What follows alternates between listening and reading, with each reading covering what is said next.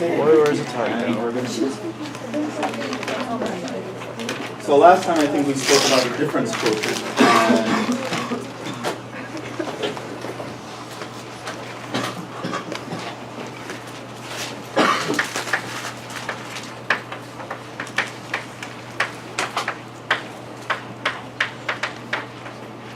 who can tell me what that is? Difference quotient. Yeah?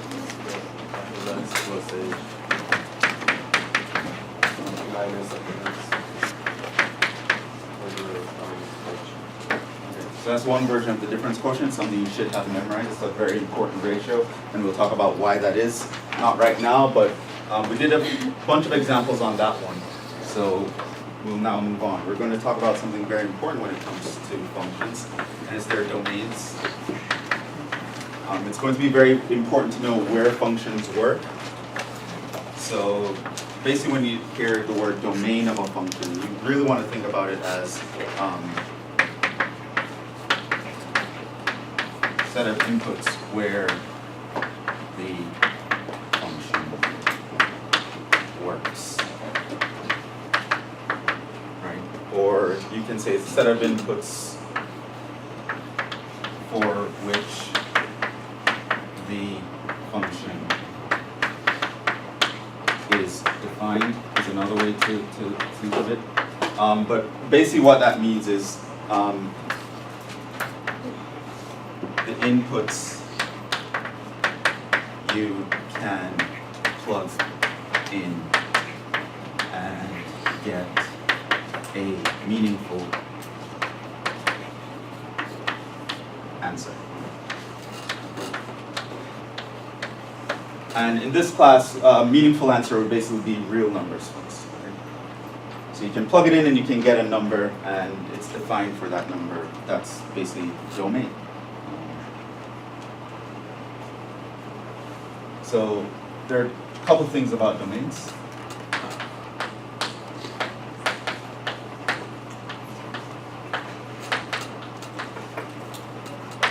They may be given to you. So I can tell you a function, and I can tell you where this function works, what values you're allowed to plug into the function, right? I can just tell you. And, or domains may also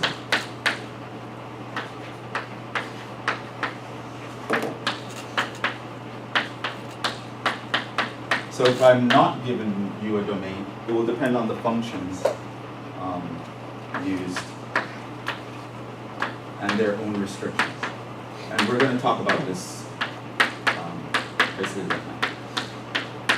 So for example, I can give you that f of x equals 2x plus 3 for x between 3 and 1. I could say that, right? So here, this part here is giving you the domain.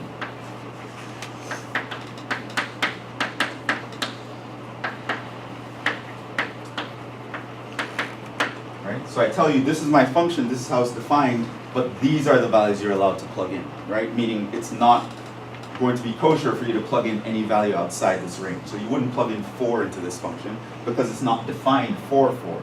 It's only defined for numbers that are strictly bigger than 1 and less than or equal to 3. So a domain can be given to you. I can say, here's the function, here's where it works, okay? But that's not the important part. A lot of the times we just want the largest set of numbers for which the function itself will work no matter what you plug it in. But it's possible that you'll be given a domain, and that's something you have to watch out for every now and then. Okay? So a function doesn't have to work everywhere. Sometimes people can tell you, okay, this is only the definition in this region. Okay? So that's the first case. Your domain is actually given to you. Okay? But in the second case, which is going to be most important to us, is depending on the kinds of functions that you have, the domain can depend on the function. So right now we're going to look at some important kinds of functions.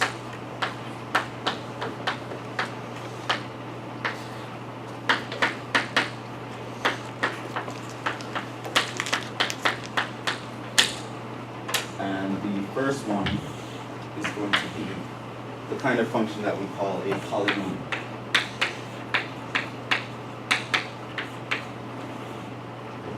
this is going to be a review for a lot of you, but I need to make sure that everyone's on the same page and we all know what we're talking about when we say polynomial. Can you describe a polynomial? What does a polynomial look like?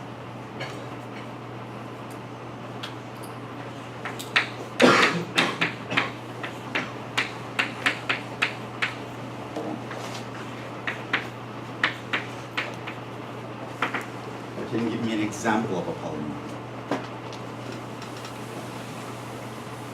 Anyone give me an example of a polynomial? X squared plus x. Y equals x squared plus x? Yeah, that's a polynomial.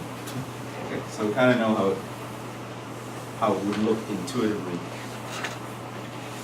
So basically these are functions of the form, say f of x equals a n x n plus a n x 1 x n minus 1 plus dot a on x plus b, where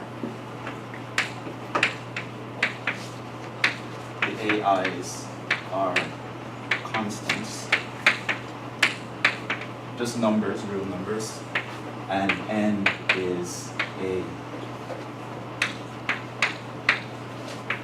non-negative whole number. So, examples, as John said, y equals x squared plus x is an example of a polynomial, or y equals 2 minus 3x cubed plus 4 over 3 x to the 7th, or y equals radical 2 x to the 5th minus 4. These are all polynomials. Things that are not polynomials, non-examples,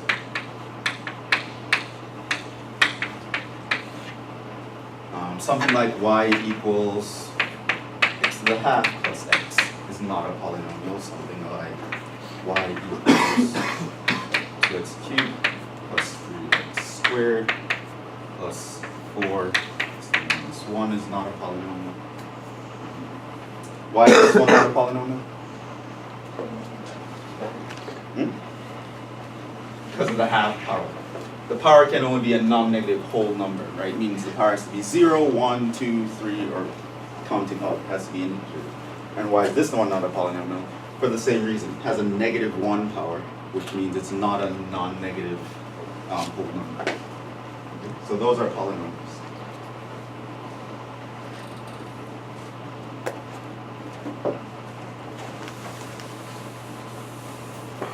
Now, polynomials have a lot of properties. Why you need to be able to recognize when you're looking at a polynomial is because polynomials have a lot of properties that we will care about, and different functions will have different properties. Okay. Not only in terms of calculus, we'll talk about calculus in terms of polynomials soon, but in terms of domains.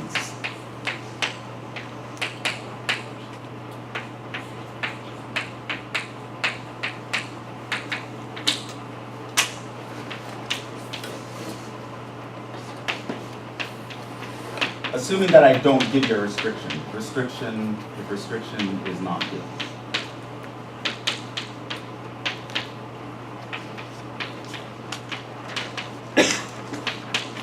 What's the domain of a polynomial? Yeah? All real numbers. All real numbers. These are the nicest kinds of functions you will ever see in terms of calculus. They work everywhere. You can plug in literally any real number into these guys, and they will actually make sense. It's not true for something like this. You can't actually plug in a negative number for x here. It's not true here. You can't actually plug in 0 for x in this one, right? There are restrictions on what you can plug in over here. There are no restrictions on what numbers you can plug in here. You can plug in 0, -5, radical 2. It doesn't matter what I plug in. I can actually compute this and I will get an answer, right? Polynomials work everywhere. The domain is, this is an interval notation, minus infinity to infinity, or you can say all real numbers. Okay? Or something simple. So the domain of a polynomial is all real numbers.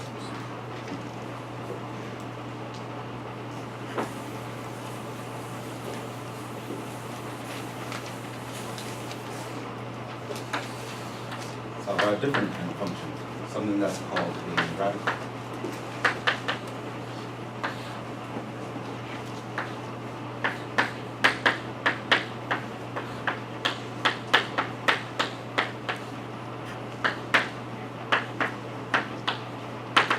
radicals are functions that have roots in it. Something like y equals the root and power of x. It's called a radical. So example, y equals the square root of x, or y equals the cube root of x, or y equals the fourth root of x to the fifth. Something else that's a radical that you might, I should remind you of right now. Something like x to the 2/3 is a radical function.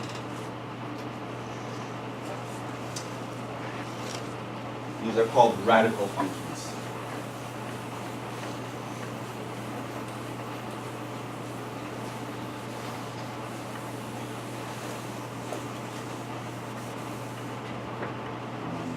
We'll talk about exponents soon, but I just want to see how many of us already are aware. How would you write x to the 2/3 as a radical, using a radical symbol? Yep. It would be x squared or radical. And the 3 goes here. So when you see a fraction and a power, it's actually a radical in disguise. And we're going to talk about exponential functions later on, and we'll go over all the laws of exponents. But practicing, who knows already. What about the domains of radicals?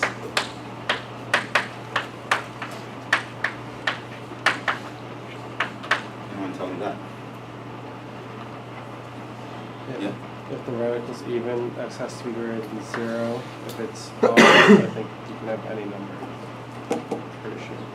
Yeah, so if you have y is equal to the nth root of x, then the domain of y, it depends, right? There are two situations, right? You need your x to be greater than or equal to 0 if your n is even. Right? So examples there, square root of x, the fourth root of x, the 10th root of x, etc. As long as, and if a number is not written here, that means that there's a 2 there, but we just don't write it customarily. And any other even number, 4, a 6, an 8, a 10, a 12, right? If there's an even number on this root, or there's no number on this root, what's underneath the radical has to be greater than or equal to 0. What about if n is odd?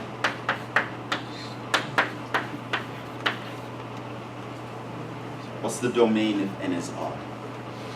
What kind of numbers can I put underneath the radical? Yeah? All of them? All of them. Or all the ones? Anything will work, right? So example, cube root of x, or the 5th root of x, or something similar to that. As long as there's an odd number on this radical here, you can plug in any number. It's possible to take the cube root of a negative number, or the 5th root of a negative number, etc.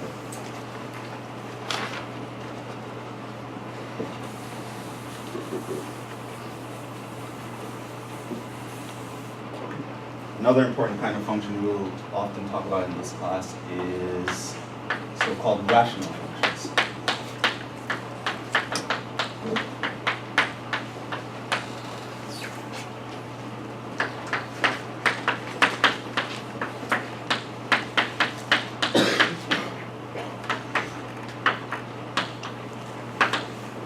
You want to know what a rational function is? Or give me an example of a rational function.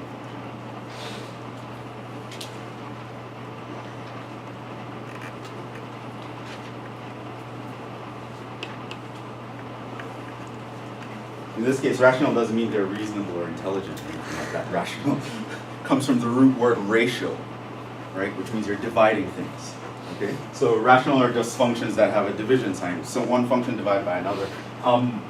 Most strictly speaking, the word rational function, we really only use it for dividing polynomials by other polynomials. But you can kind of think of other functions as rational either way. So rationals are functions that look like p of x divided by q of x, where p and q are polynomials.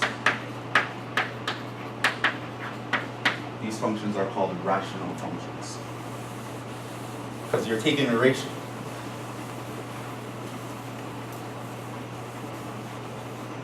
So So an example of such a function is something like y equals 1 over x is a rational function. Or y equals 2x is 7x over 4 minus 2x is a rational function. Right? Things like that look like you're taking two polynomials and you're dividing them on the domains of rational functions.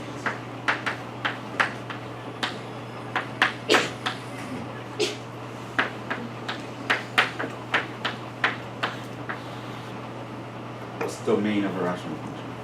Yep. The denominator can't equal 0. The denominator can't be 0. You cannot divide by 0. So the domain of a rational function is set of all real numbers so that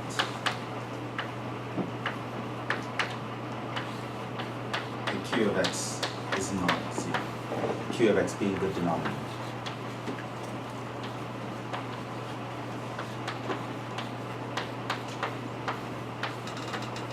Can't divide by 0.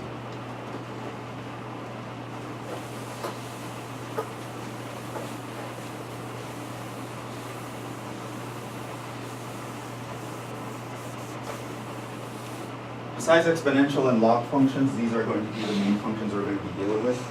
So I thought I'd talk about them specifically.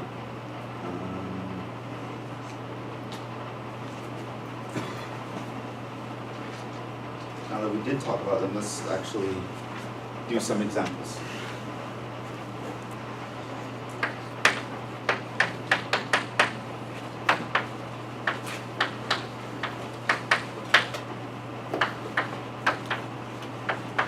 Find the domains of the following functions.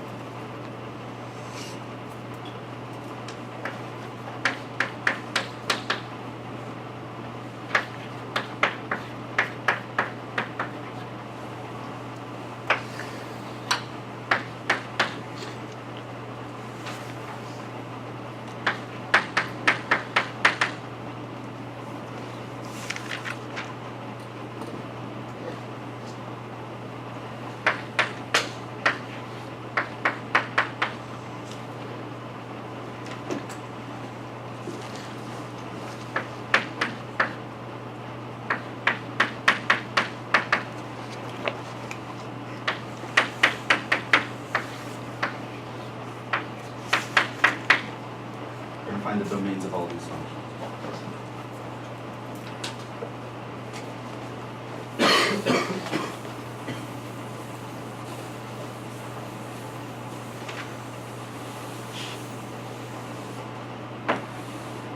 Or most of them. We had at 11:20, right? Yeah.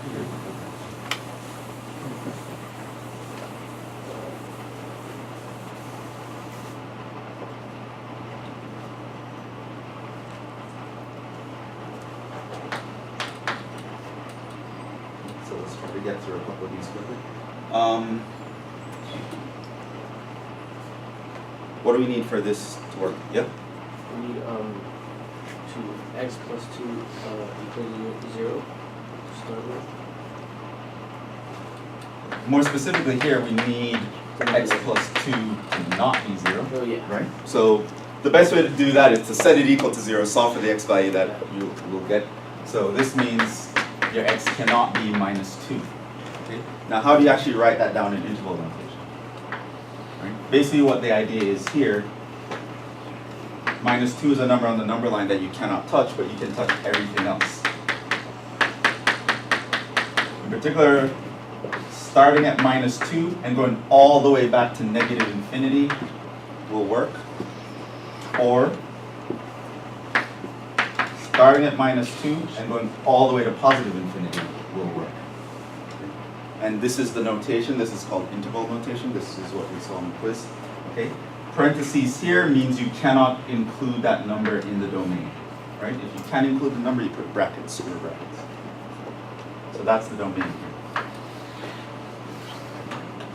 See, first we noticed what kind of function it was. It was a rational function. The denominator can't be 0. So we set the denominator equal to 0, solve for the x value that makes that work, and we say the domain has to be everything else. What about B? Domain of G. Yeah? All real numbers, because it's a polynomial. All numbers from negative infinity to positive infinity. What about C? Yeah? Negative infinity to negative 3 to 3, negative 3 to negative infinity. Okay, well tell me how you got that. I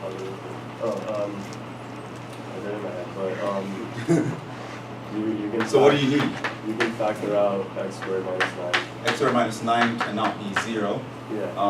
One way to deal with that is to factor. This is minus 3, positive 3, difference of squares. Your x cannot be 3, and your x cannot be minus 3. And how you write this down is, again, draw a number line. Eventually you'll have enough practice where you don't have to do this, you kind of see it in your head.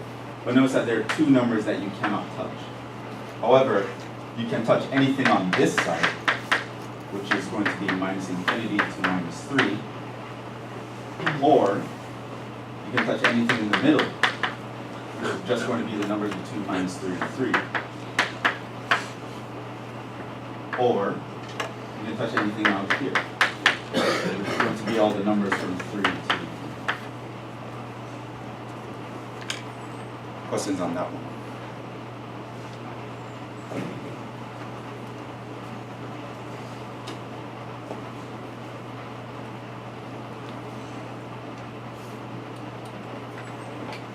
You'll be the last one to do so.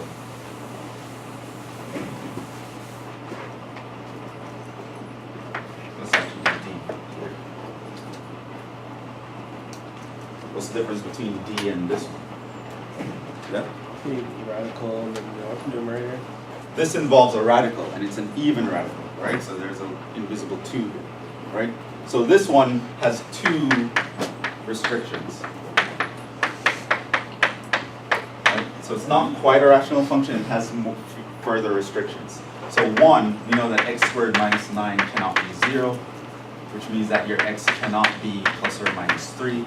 Secondly, because of the radical, we know that x must be greater than or equal to 0. Because of radical,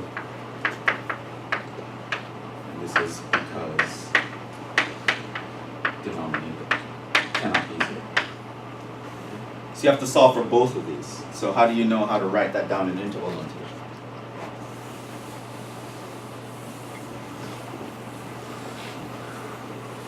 How do you write that in interval notation?